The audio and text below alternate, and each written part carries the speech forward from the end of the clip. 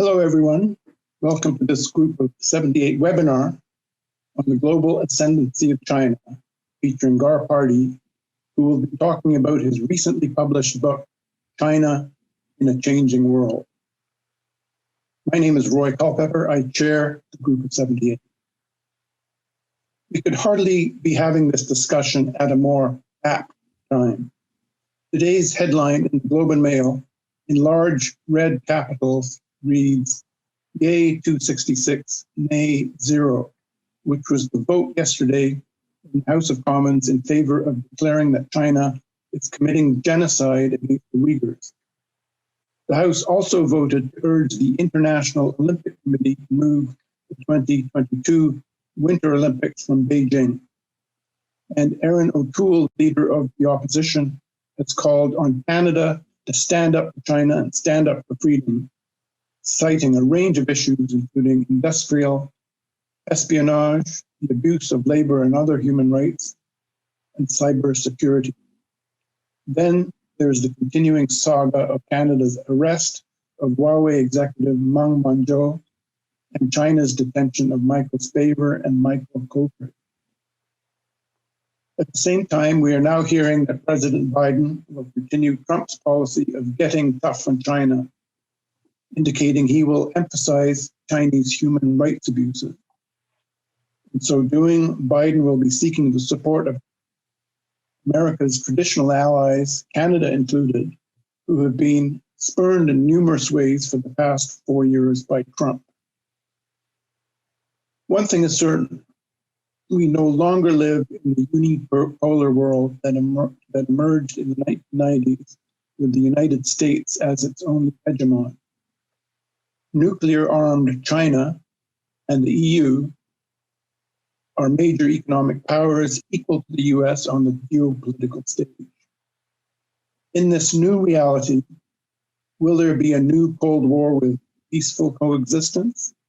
Or must the world again shudder, as it did in the last Cold War, at the specter of a nuclear holocaust? To tackle these questions, we are fortunate in having as our distinguished speaker, Gar Pardy, whom I have to say I first met almost 50 years ago when he was a young diplomat in New Delhi and I was a young graduate student doing fieldwork in India. I've just read Gar's book, and it traverses an enormous terrain of world history and international politics. It sparkles with erudition and a good dose of Newfoundland wit. Gar will be formally introduced by our distinguished moderator, Dr. Jim Christie, whom I will now say a few words about. Jim Christie is impressively connected with institutions of faith, academy, and civil society. He is an ordained minister of the United Church of Canada and ambassador at large of the Canadian Multi-Faith Federation. He's professor of Old World Humanism and Dialogue Theology at the University of Winnipeg, Dean of Theology, University of Winnipeg, President of the Canadian Council of Churches, General Secretary of the 2010 G8 World Religious Leaders Summit, and executive member of the G8 and G20 Interfaith Fora, chair of the World Federalist Movement, chair of Project Plowshares, and former co-chair of the Group of 78, as well as a current member of the G78 board. His most recent publication on religious diplomacy is Religious Soft Power and the United Nations, co-edited with Dr. Sherry Steiner of Purdue University, to be released this spring. Jim, I don't know how you accomplished that given the constraints of 24/7, but it's amazing. Over to you. Well, thank you, Roy. It certainly keeps me out of the pool room. But then again, when you're speaking of half centuries and knowing Gar, I realize that almost everything I refer to now that was at least of initial significance in my life occurred, about a half a century ago. So if you live long enough, it's amazing what can be accomplished. Having said that, I always feel like a bit of a neophyte in the world of accomplishment, an underachiever, if you like, certainly in diplomatic understanding when I'm speaking with Gar. It's such a pleasure to have you with us today, Gar, and I'm looking forward to this conversation, though as a kind of disclaimer, I think we've had three 4, maybe even 5 conversations in the last 2 months surrounding your book, and particularly China. And I'm pretty sure most of those ran to close to an hour. So how we'll tuck everything into this scant hour we have here is in itself going to be a bit of a wonder. For those of you who are new to Gar Pardy and perhaps to the group of 78 as well, Roy has introduced the group somewhat. And Gar himself is, I certainly find, a fascinating character. Gar's a self-styled son of the rock, but he has spent his career, his very distinguished and significant career, really traveling the world, both in the professional capacity of a leading Canadian diplomat, but also since his retirement from the Department of Foreign Affairs and International Trade, now more usually called, I guess, Global Affairs, Gar continues to be an avid world watcher. And as Roy has already indicated, for anyone who seriously watches the world these days, China is a country to watch. It was Napoleon Bonaparte, nearly 2 centuries ago, in fact, more than 2 centuries ago, who observed that China is a sleeping giant. And when China wakes, the world will be shaken. And certainly since our somewhat sudden introduction to Wuhan last year at about this time, the Madame Meng case, there are 2 compatriots who are in a Chinese prison, the vote in Parliament yesterday, and of course, as Gar mentioned in an earlier conversation just today, the implications for the nuclear realities that Roy referred to are very significant. So Gar, you've produced a fabulous book. And I have enjoyed it enormously and expect to enjoy it again several more times as I grasp all the implications of what you've written about. Perhaps this afternoon we could begin a little bit with your assessment of the emergence or ascendancy of China as a game changer in respect to world leadership and, in fact, how the world is governed for the balance of this century. And, well, once again, welcome and over to you. Thanks, Jim. I'm going to start off by just referring to that sort of bit of history that you've both referred to, and the issue of we're used to a superpowers, if I can use that term here, that largely were based on basically their military prowess. Both achieved their military prowess by the results of Europe in 1945 as a result of the fighting in Europe. And in that sense, our whole conception of superpoweredness, I guess, in our world is based on that balance between the Americans and the Soviets during this period. And I think it's important to realize that China is not quite that same kind of country as the Americans and the Soviets represent. China is very much of a much more complete power as it arrives on the world in that sense. And I don't want to downplay by any means its military prowess either in that sense, although it's had a more troubled path in that area than others. But one figure that has always stood in my mind as I look at China today, and I go back to 1978, and this is 2 years after Mao died, and it's a year or so, and Deng was just arriving on the scene. But in terms of the economic statistics and economic profile of the people of China in 1978, 9 out of 10 Chinese were below the world standard. And this is basically the standard of the World Bank in terms of in poverty terms. 9 out of 10 people in China were below that standard. So they were poor people. And you fast forward to today, 9 out of 10 Chinese are well above that poverty level as far as things are concerned. And when you realize that in the memory of all of us in terms of the turmoil that China went through in economic terms, in terms of the success of the revolution in 1949 and their great leaps forward economically that they tried to achieve, which were absolute failures. And then they went through the Civil War, if you want to use the great cultural revolution that Mao used to try to bring the dissident groups within the Communist Party of China into his control. And the death rate in terms of those two particular events, you're talking 40 or 50 million people died. And then you fast forward to from 1980 onwards in terms of that leap in economic well-being of the people of China. And so you start with the premise here that the people of China are pretty content and are probably pretty happy with the government that they have. It's not one that we would accept in any way, shape, or form. But I think you've got to have that understanding of China that given the disasters that they've had in the memory of many Chinese today, that what they have today is something extraordinary. I mean, the idea that we're worried about, and I'm always wondering, because I lived through a period, was to see tourists from China showing up in Canada.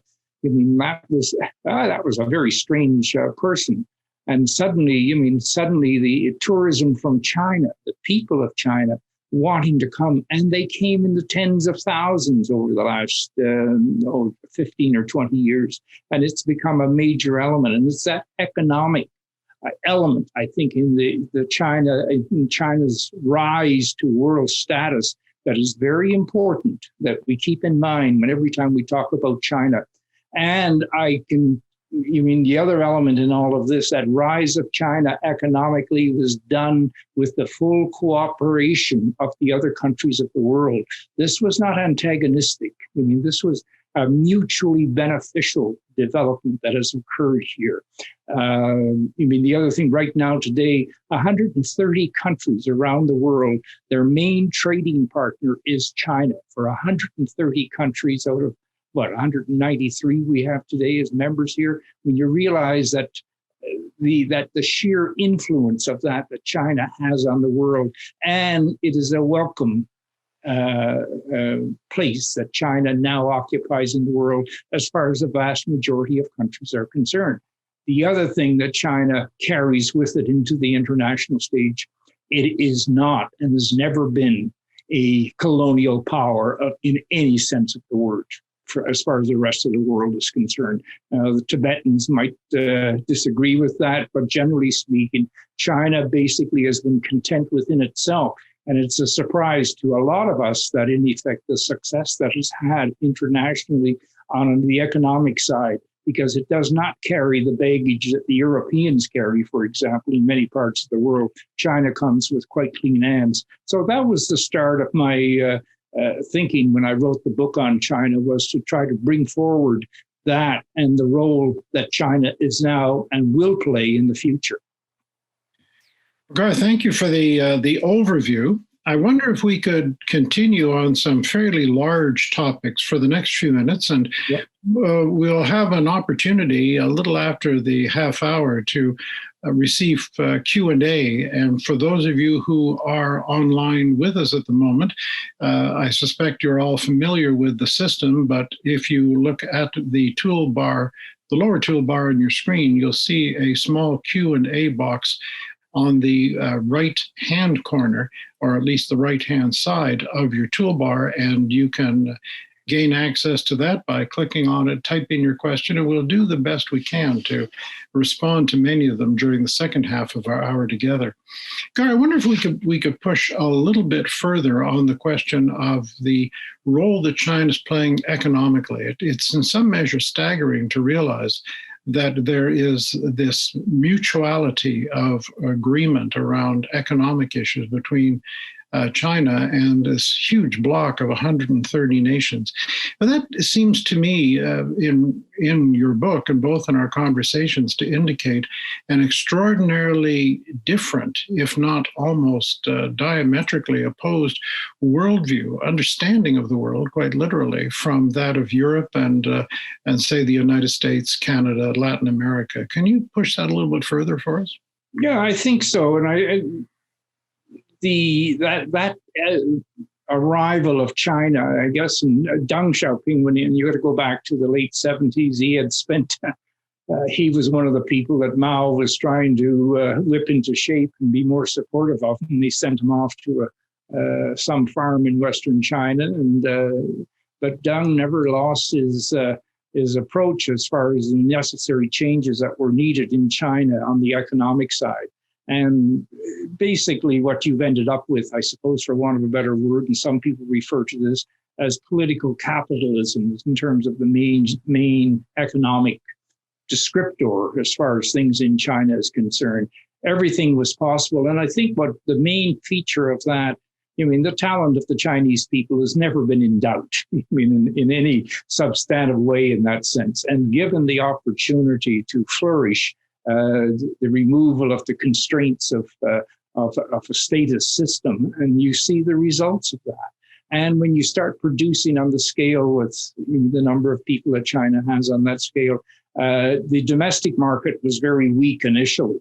But one of the other great features of China today is that the Chinese domestic market for its own products is extremely significant. So as its own domestic market has occurred, there's less of a need for that trade with the rest of the world, although it's a very important, and particularly on the resource side, on the importation side of things as far as China is concerned. So you've got a very, very complex economic system there.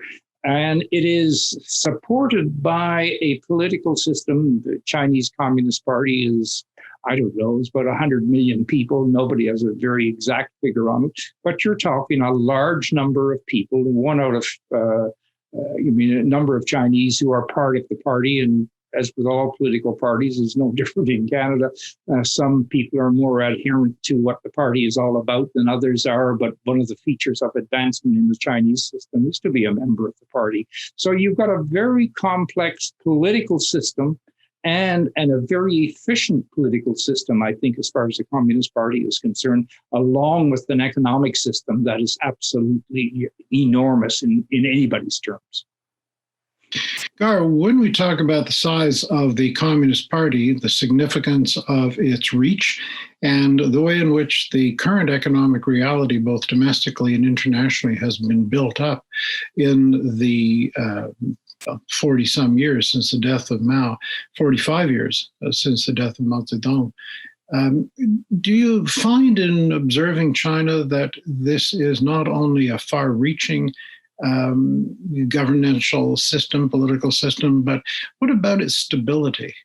Does it feel stable to you as a China watcher? Well, the original aim, if you go back to when our approach to China changed, I guess for us it was 1968 when we initiated negotiations with the regime. Basically, it was done for a variety of motivations. I think for Mr. Trudeau of that day was that, in effect, here you can't have an international system. And he was very much of an internationalist, where you basically kept at bay, 1.4, or in those days, I guess, just about a little over a billion people. So you had to bring them into the system. But the American involvement on Nixon's side in particular, when you jump forward, happened roughly in the same time as Nixon and Kissinger. And the deal that they put together, they were not internationalists. They were looking for, in effect, an ally in terms of their problems with the Russians or with the Soviets. I got to get back to keep referring to the Soviets at those days.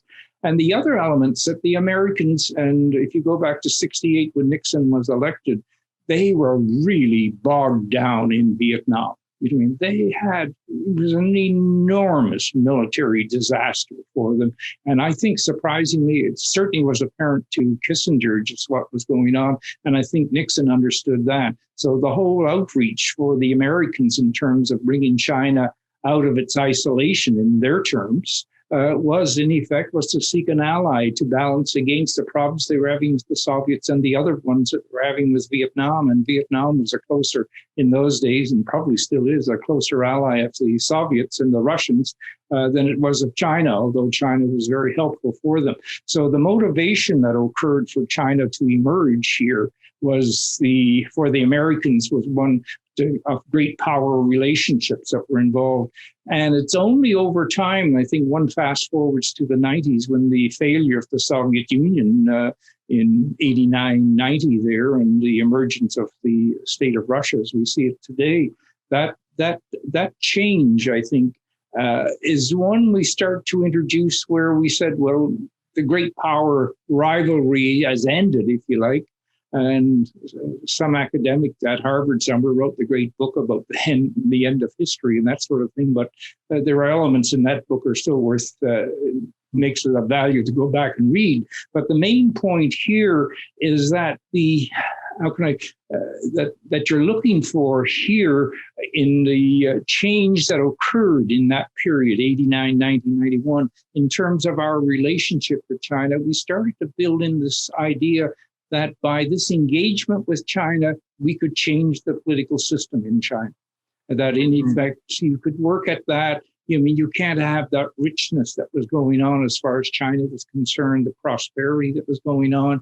You can't have that happening without, in effect, changes as far as the political system was concerned. And there was a lot of hope and expectation. And that sort of continues to this day in the sense of a level of disappointment for a lot of people that were part of the people that were the cheerers on of bringing China into the world. These people were cheering that this was going to make China a different place. And in effect, that is part of the disappointment and the anger that one gets from a lot of people who are involved in this today in terms of just wanting to beat up on China now for not living up to their expectations. Mm-hmm. Whereas for most Chinese, I think their government has lived up to their expectations and they've done very well from this. So it's those changes that I think one has to keep in mind when we look ahead here. What do we do? Because there are things going on that quite clearly none of us want to accept. And we saw an expression of this, I think, in the House of Commons yesterday here in Ottawa.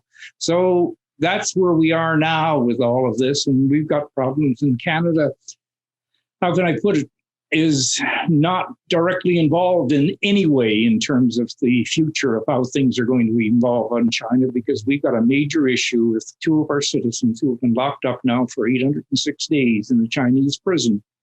And in effect, the government just can't seem to put together a policy here that will give us, in effect, will get that resolved. And it's only with the resolution of that particular issue that then we might be able to play a part with the rest of the world in terms of how how we're going to deal with China in the years ahead.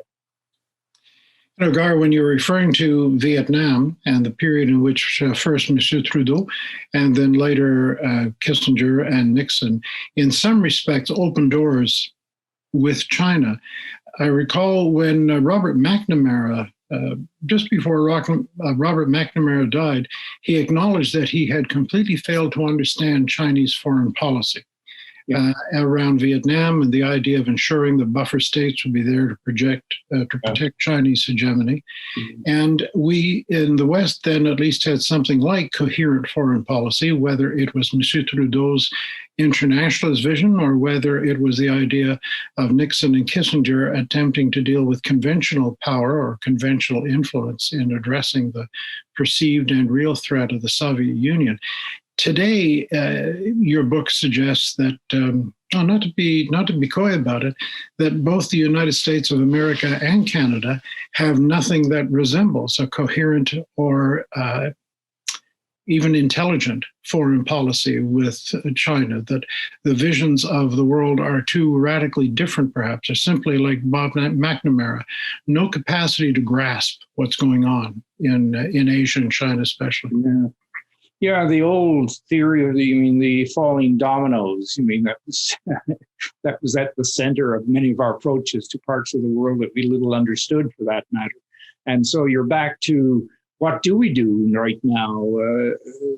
I wrote the book back in about 6 months ago when there was no assurance that November would have turned out as well as it did as far as the Americans are concerned. But right now, in terms of Mr. Biden, in terms of the job that he's got to do right now, is that the signs are very mixed as to what direction are the Americans going to go. Is it going to be confrontational, or is it going to be some hope that there's a lot of room for cooperation between the Americans and the Chinese here? If you go back to the post 1945, of course, the old idea that the Soviet Union, because in effect it was a very contained geographic action by the Soviets in terms of coming in and taking over Eastern Europe and giving no indication where they were going to move. The whole concept was containment. That's contained them there, locked them into that system, and in effect, that worked for a few years, but then you started to realize the limitations of that particular policy, and you moved into a number of different, even to the point of détente, eventually, where the Americans and the Soviets reached ways to deal with each other. Right now, the danger, I think, with China is the idea, because some in the United States seem to think that containment is a possible policy here, that one wants to go, that we're going to confront them at every way, at every opportunity.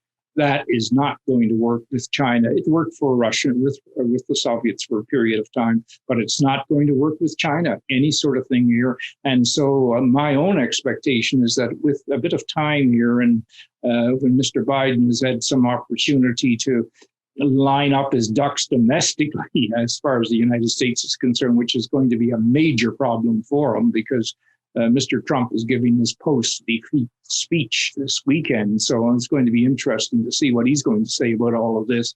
And the Republican Party is not going to fade into the background and let Mr. Biden come up with his own ideas, because a large part of their approach to China was, in effect, to beat up on them and to make the cost of what they were doing. Or it was not so much they weren't interested in what was going on in China as an aspect of their foreign policy. The Trump crowd were interested in terms of just making sure that the American jobs did not all disappear into the factories of China. So but that's an open issue right now. And I think it's the biggest issue that is facing the world right now in terms of where the Americans are going to go. But I think it's going to be another couple of months before we get the full sign of all of this.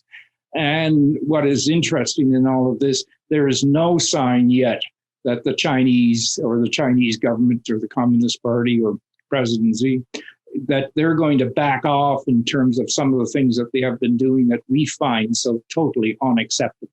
I mean, so that is going to be the what's going on in the field that we're all going to be looking at. But right now, I find it, almost soul destroying that Canada has not been able to resolve in some way a small issue with China, so that we can play part of a role on that larger stage that's going to be needed here, that we just can't seem to get that one thing going here. And it's not very difficult to do. I mean, one of the little bits in the paper yesterday, I don't know if you saw the story, Biden has ordered that his diplomats will sit down with the Iranians and negotiate the exchange of prisoners. There's 5 Americans in Iranian jails.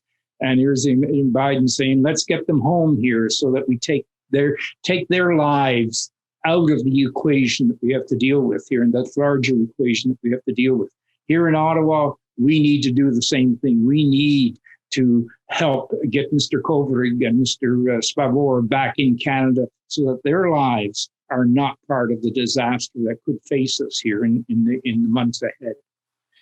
Just a little further on Canadian foreign policy, Gar, or lack thereof. Over the last couple of weeks, we've seen hardly movement, but certainly rumblings around our diplomatic relations concerning Madame Meng and the 2 Canadians in Chinese jails. There was Mr. Garneau's peculiar announcement last week about this anonymous group of 53 nations who he was trying to build into some form of pact. And then this week, Parliament yesterday addresses the appalling situation of the Uyghur and Turkic Muslims. And yet we seem to be no closer, as you say, to coming to any kind of agreement. Is there any realistic hope that Canada, or perhaps even Mr. Biden still, will have the insight, the capacity, the experienced advisors to be able to make some progress, to sit down with China and say, look, let's cut a deal?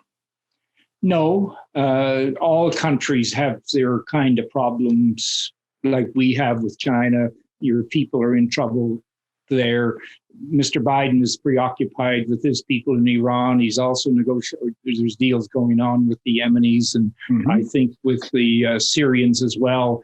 They're all going on, but these are not, other countries know that we can resolve this issue on our own. And they will say, fine, get on with it, pat us on the back. You can do this. Go on, go ahead and do it. Look what we're doing on our side here. And the idea that you're going to get much by way of help from other countries, everybody will say nice things to you when you raise these things, but it's a defense by the government here in Ottawa, this raising that we're going to get something going from other countries here to give us a hand here. This is just delusional on their part, and they know it. They're just deceiving us when they make these kinds of gestures here. The first, as you know, the first idea is in terms of really Mr. Trudeau, the Prime Minister, talked about the rule of law would apply here with regards to how Madame Ming is treated.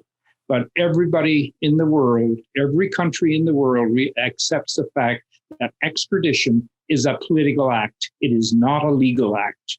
When countries yield up into another judicial system, people like we have in this situation here, it is not done. It's not the rule of law that applies here. It's the political dimensions that surround these kinds of issues. But we have locked ourselves into this no movement idea as far as our two citizens are concerned. And until we get over that and get them out of the agenda, and it's a larger agenda that we have to play, because in effect, I mean, the declaration yesterday on genocide, as far as the House of Commons is concerned, I mean, it's not much value in the great scheme of things as it is, but we devalue it basically by not being willing to go and negotiate and get our two people out of trouble in that sense. Garby, before we turn to other participants and begin reviewing the Q&A box, two more things that I hope we might have a chance to expand a little on. And the first, of course, we can't avoid, no matter what what global questions we're addressing, and that is simply the day-to-day preoccupation of everybody with COVID-19 and its implications for global leadership, stability in the world, the question of rising nationalism to address it.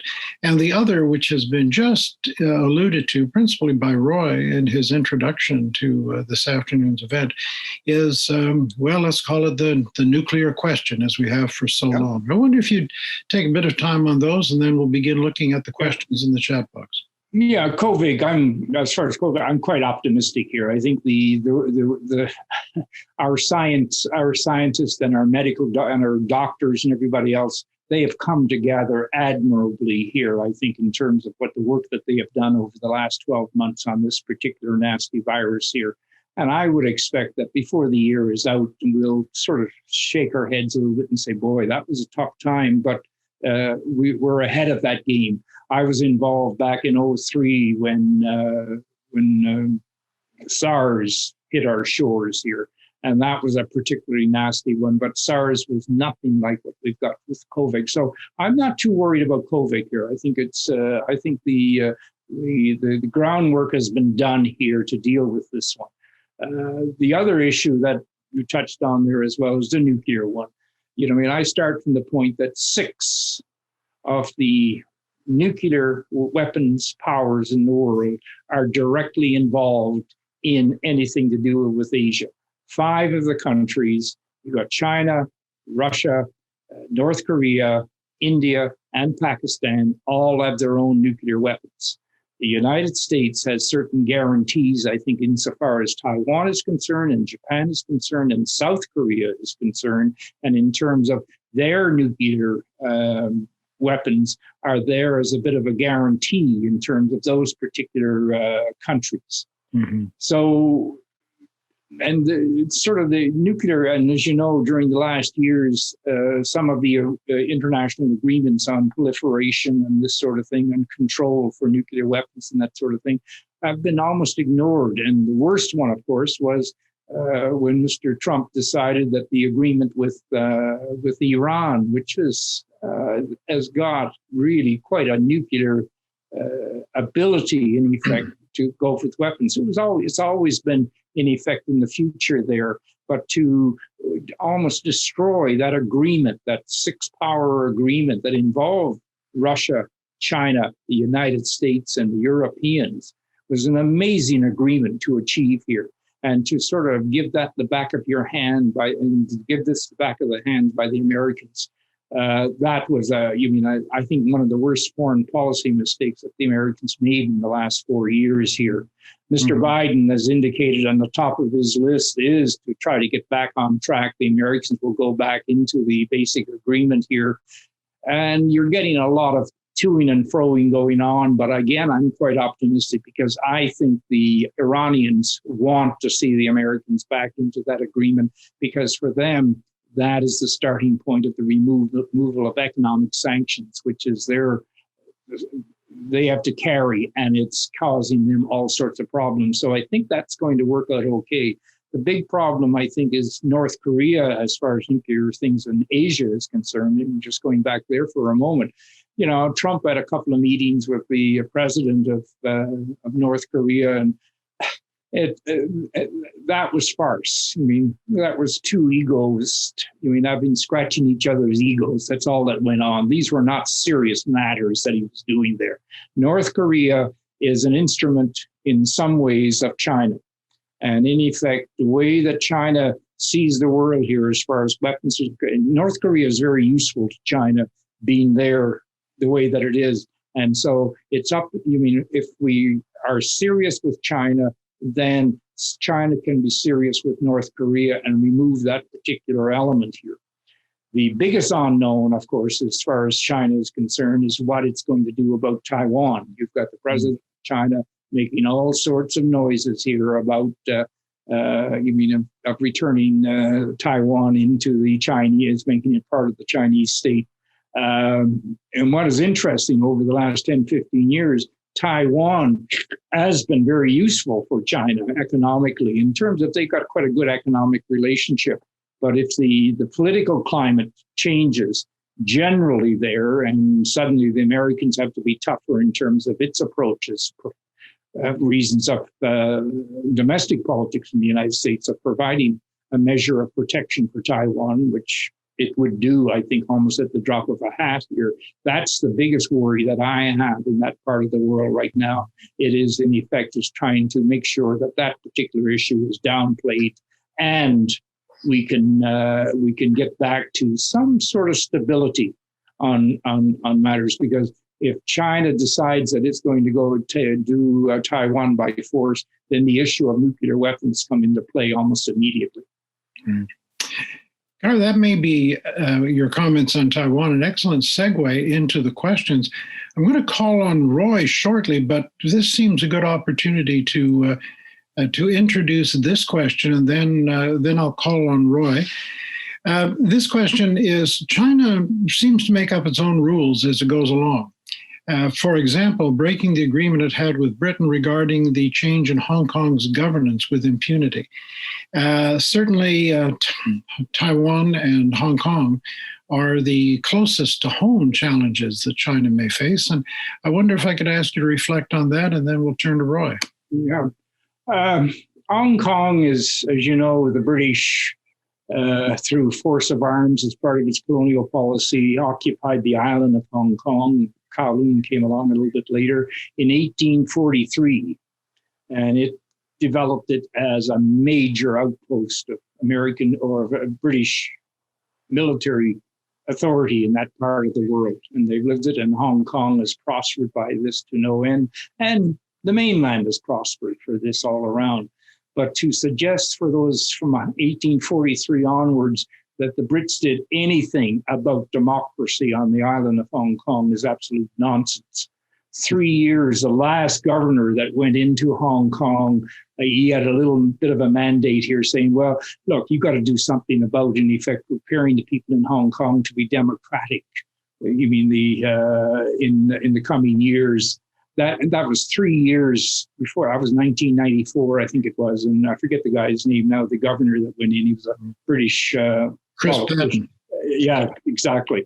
And so I find it immediately a large degree of irony today. And Deng Xiaoping negotiated and agreed to the agreement in terms of the getting the Brits to leave in '97 without any trouble.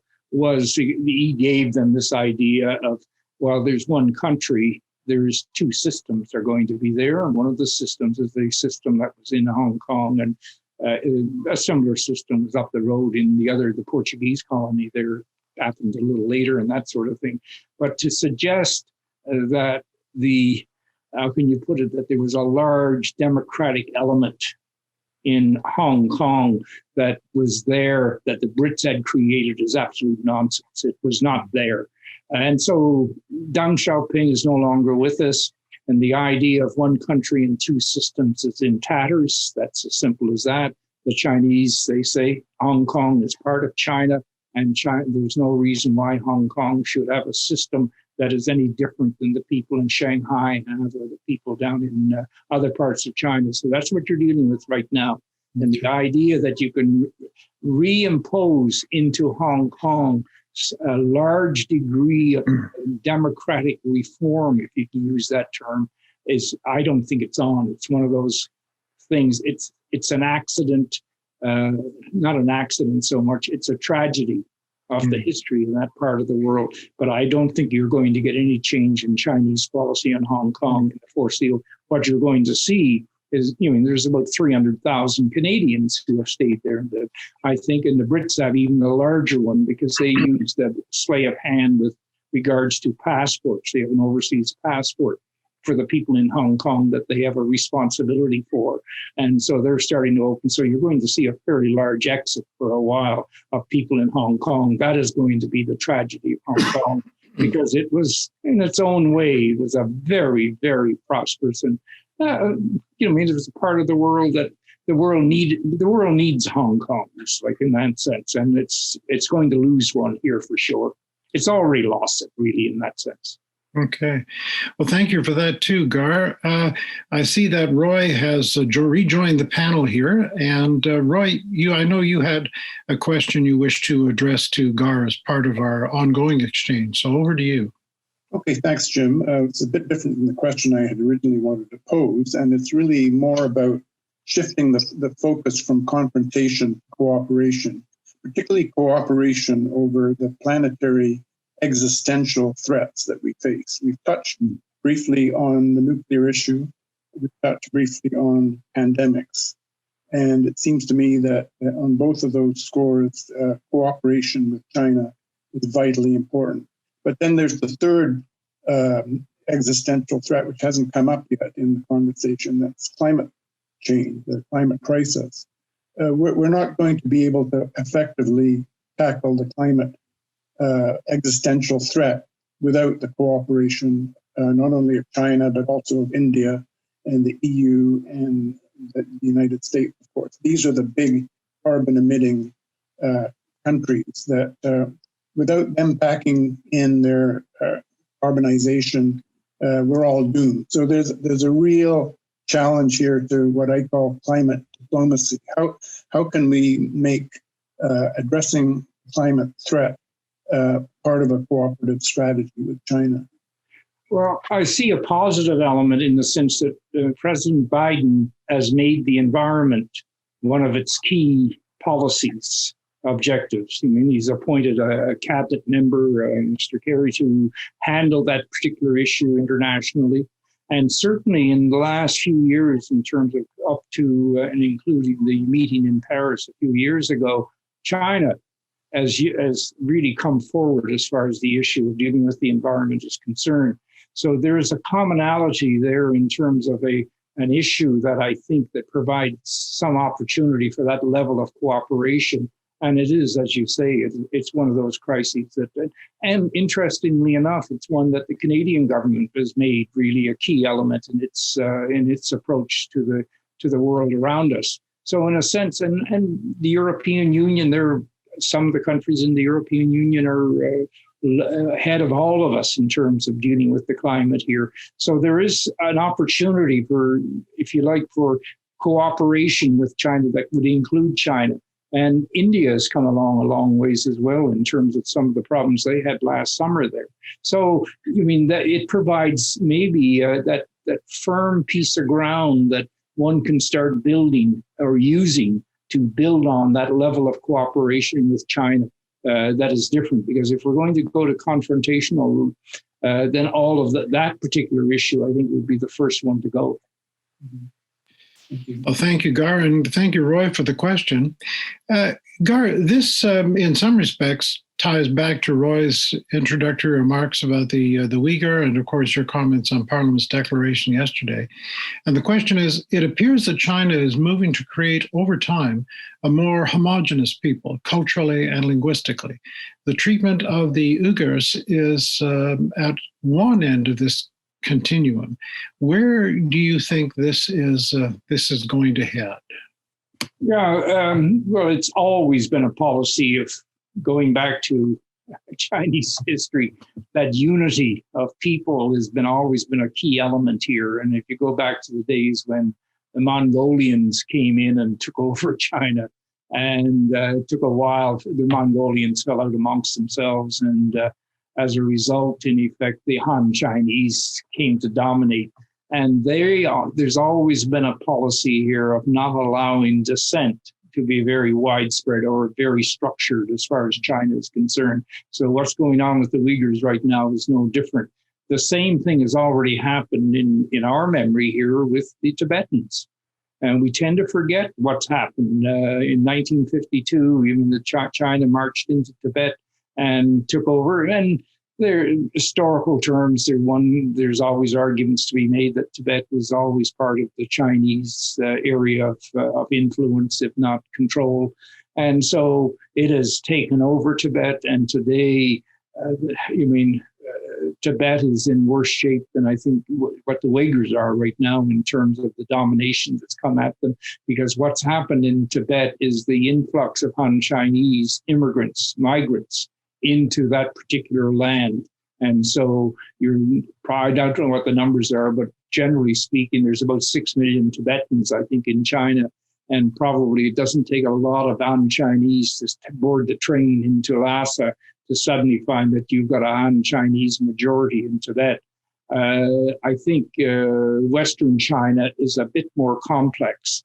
What I'm looking for, and I was hearkened just a couple of days ago, and you had to look for this because nobody reported it here, is that the first Muslim Islamic country in the world spoke out about what the China is doing to the Uyghurs. That was Turkey. There, as far as I can tell, I've been following it very closely, no other Islamic country has said anything negative about what China is doing here in terms of the Uyghur people. And that, I think we need more of them, and we should be making sure that they start speaking up, because China has got a lot. When you look at its western borders here, you've got Pakistan, the Stan countries. These are all Islamic countries, and not one of them has said a word with regards to Chinese policy in Western China.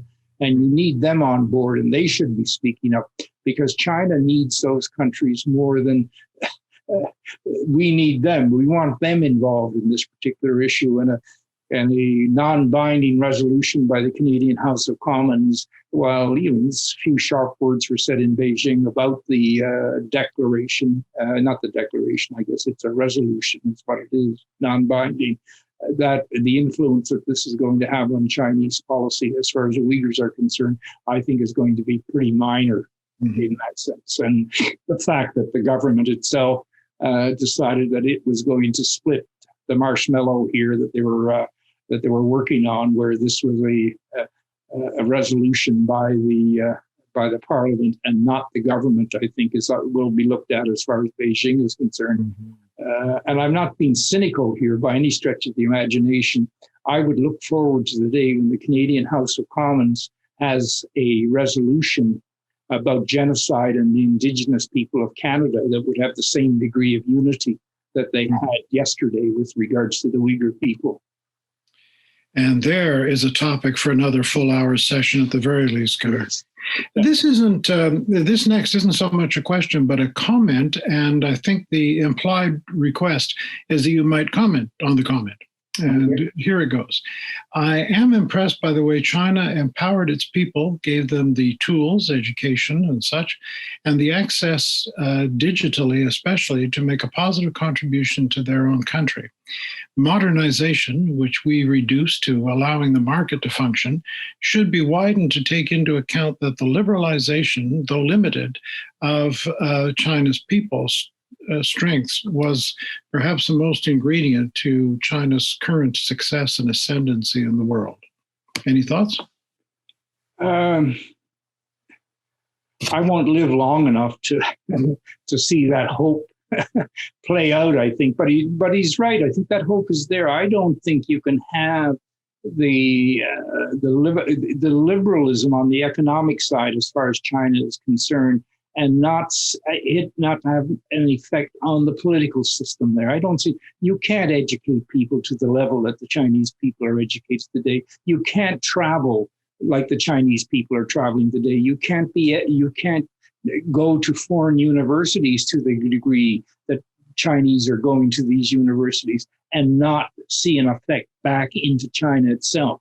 But I think the worst thing in the world that we could do is for the world to say that we're going to, in effect, gang up on you and impose that on you. I mean, we've been trying to do things in other countries. I mean, if I refer to them as the American wars. If you look at Afghanistan right now, I mean, one of the great tragedies, and with the idea that we could do something about Afghanistan in terms of its social and political system.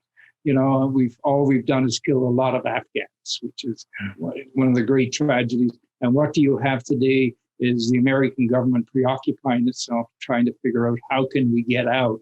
There is no Kissinger around to do the kind of negotiations that he did on Vietnam in 1972, knowing that all they were looking for was to save face for a couple of years, knowing that in effect the North was going to take it over and that was going to be it. And the Americans are going to get out, the Europeans are still there. And I think there is a consensus emerging, although in Washington, I'm not sure about whether, in effect, that's going to survive or not, because the Americans keep bringing back the idea of terrorism. I mean, the other great war that they fought over the last 20 odd years. I mean, there's no joy there for anybody here. But with China, I think it's the change in the people themselves and the kind of people that they are. There's no reason why Beijing can't be like Singapore for that matter. I don't see a problem here in that sense. But it's going to take time, and it's not going to be imposed and speeded up by outsiders interfering in this process. I know, Gar, that you're currently, and I don't want to let too many cats out of too many bags, but I know you're currently working on a book on the nature of war in recent history. And one of the themes that emerges in the Ascendency of China is the reality that the United States of America has been consistently losing its wars since the end of World War II. Not only, we might want to add those wars that involve gunfire, but quite frankly, those wars like the war on terror, the war on drugs, which have been equally lost causes and leave behind an extraordinary scattering of corpses everywhere. It's pretty hard. Just one footnote to that. They won the war in Antigua, of course, and then you also have Panama. I was in Panama when that war, when the Americans. I was ambassador to Panama when the Americans arrived there. Yeah. Geez, you sure know how to pick them, Gar. I blame that one on Joe Clark. Here's a question. I think we have time for two more questions and then to ask Roy to return to us to wrap things up this afternoon. Unfortunately, frankly, Gar, I could keep doing this for ages. And before I forget, those who are seeing Gar on your screen, which I hope is a majority of our 100 roughly participants, to your right in Gar's screen and to Gar's left on a small stand is is Gar's book that we've been addressing, China in a Changing World. And it's available. It's available everywhere you want to find it. It's available, of course, on Amazon. It's available through the major booksellers. But I want to give a shout out for local booksellers, and especially for those in the Ottawa region. There's a little bookseller called Books on Beechwood that has a real happy stock of Gar's books and other books of particular interest in terms of politics and international affairs to Canadians. So as one of our bookseller friends would say, don't neglect your locals. Yeah. So keep an eye out for Gar's book and, of course, for Gar's upcoming book. Touching on what would have to be seen as international hypocrisy, here's a comment or question. There's a sharp divide between those who see China as enemy and those who see it as just another global power. That distinction shades how Chinese global behavior is judged. Canada, on one hand, calls genocide, albeit not the cabinet, while on the other welcomes Chinese next-generation internet technology. Clearly authoritarian. Why a free ride? How should people assess this reality? Oh, boy, that's the toughest question because, in dealing with other countries, the first rule of diplomacy that I always practiced was that you try to do less injury to yourself than you do to your opponent. And that's always hard to do. We've paid right now, there was a piece in the paper a couple of days ago, the people of Saskatchewan, they grow a lot of soy out there, and China is the largest market in the world for soy, and the people of Saskatchewan have for a number of years made a good living on soy. And the Chinese have said, well, we don't like some of the things that Canada's been saying about us and doing these days here. We're going to import less of your soy. And I think the number said over 70% of the market that we have has now disappeared on us. It seems to me that we should be smart enough when we develop our policy of dealing with countries like China that we keep in at the front of our imaginations, if you like, is that, look, you don't want to hurt yourself here. And there's ways around it. You're talking about creativity here is entirely possible here. You might have to concede some things that you're not happy conceding, like in effect, maybe not living up to what the extradition arrangement with Madam Ming. But I don't think we've turned down extraditions to the United States in the past for the fact that we think that there was a large political component in the request itself. And I have no doubt whatsoever that there was a very large component in the American decision to, in effect, arrest Madam Ming. They knew exactly what they were doing here. And who are we? We're paying the price for this. And I don't think there would be any problem here if the government were to call up the Chinese ambassador, come in tomorrow, let's us sit down here and let's see what we can discuss about resolving this issue. There's nothing involved here. I think before I retired, I was involved in over 100 of those kind of hostage situations. Not one Canadian died. We got them all. But you've got to pay a price here. There's no doubt about it. There's a price to be paid. And the book itself actually was an exercise in my own mind of how to, in effect, get the Canadian government to get over this idea that there's something terrible by sitting down and negotiating with the Chinese on an issue of mutual interest. And there's no doubt about this. This is of mutual interest. Gar, there are so many great questions. I would love to just keep reading them off here to you, but at some point, Sarah and Roy are both going to metaphorically frown on that. A number of us have known you for a fairly long time. And I think the most distressing part of this afternoon is the fact that you've retired, because quite clearly it would be grand were you still guiding at least some of the ship of state. We've got some serious issues to face here. Yep, they're right on our doorstep. Yep, they are indeed. So I think, Roy, I need to invite you to come back and close the afternoon session and express our deep appreciation, Gar, to you and for the time you've taken and the book you've written. And I look forward to the next one. Thank you. Well, thank you, Jim, and thank you very much, Gar, for that exciting and iconoclastic presentation on China when faced by so many people out there from the mainstream who want nothing better than to be tough on China. I think that's not going to serve us well in these times. And you've offered us an agenda of things that we can do that would have a much better outcome for all concerned. In closing, I'd like to say a couple of things. We had a good turnout for this webinar. In case you have friends who missed it, the webinar has been recorded and a YouTube version will be up on our website very soon. So if you've been part of the webinar, you can see it again on YouTube on the D78 website, but please also invite your friends if you enjoyed it. Speaking of which, we welcome everyone's feedback, positive and critical.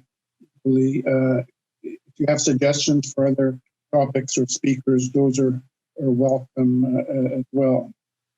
Finally, I'd like to mention our next webinar scheduled for March 30th will feature two experts on corporate taxation, particularly international corporate taxation. Edmund or Valpy Fitzgerald from the University of Oxford, and Toby Sanger, who's the head of Canadians for Tax Fairness, will be addressing this very critical issue that confront all nations, both rich and poor. How do you actually get taxes in fair measure from the corporations that are the behemoths of the international economy? So March 30th at 1 o'clock, we hope to see you all then. And thank you to all the participants for your great questions. I'm sorry we didn't cover them all, but I'm sure they will be food for further thought for everyone concerned in the panel. Thank you again and goodbye.